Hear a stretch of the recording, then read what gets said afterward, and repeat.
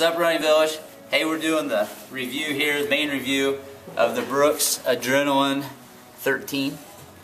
This is a shoe that continues to be one of Brooks's top-selling stability shoes.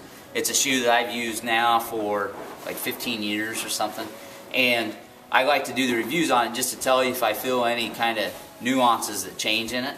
And essentially, if you looked at the first impressions that we already put out, what they're doing progressively, or consistently I should say, with Brooks and the Adrenaline is they're just trying to soften up really that lateral side of the shoe while still giving you a ton of support and stability through the interior of the shoe for overpronation. And so they did that basically, they freed up, did the caterpillar design on the heel all the way through, and then it looks to me like they took out some of the stiffer TPU shank area on the lateral side, also deepen the flex grooves on the forefoot on that outside. And so all they're doing is making a shoe that feels a little more plush if you tend to be neutral as you roll through, but if you roll through to the inside, you're still getting what has always felt like the Brooks Adrenaline. So main review for this is I haven't felt anything really different. It feels a little bit smoother to me, a little plusher.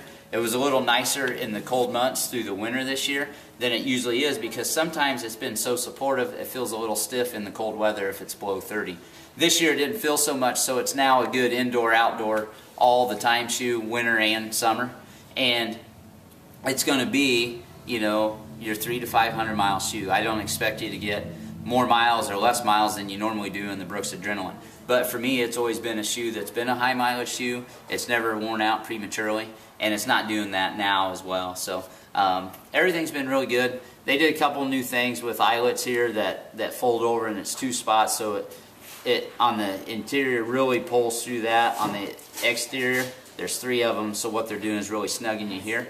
So it just feels really good for a high mileage shoe that's, you know, it's not under 10 ounces or anything crazy. It doesn't feel heavy because it really fits your foot well and feels pretty agile when you're in it. So if you're looking for a stability, high mileage training shoe in a traditional, you know, package, the Brooks Adrenaline, they continue to do it really well, and it's going to be a shoe that continues to sell to a lot of people that need the support, that aren't looking for anything crazy, but something that's very reliable and you know, high quality. So Brooks Adrenaline 13, check them out. Remember, run local, run smart.